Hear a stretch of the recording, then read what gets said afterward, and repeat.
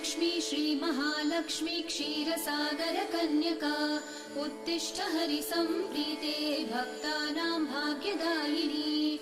श्रीलक्ष्मी श्रीमहालक्ष्मी क्षीरसागर कन्यका उत्तिष्ठ हरिसम्प्रीते भक्तानां भाग्यदायिनी। उत्तिष्ठोत्तिष्ठ श्रीलक्ष्मी विष्णुवक्षस्थलालये उत्तिष्ठ करुणापूर्णे लोकानां शुभदायिनी। उत्तिष्ठोत्तिष्ठ श्रीलक्ष्मी विष्णुवक्षस्थलालये उत्तिष्ठ करुणापूर्णे लोकानां शुभदायिनी।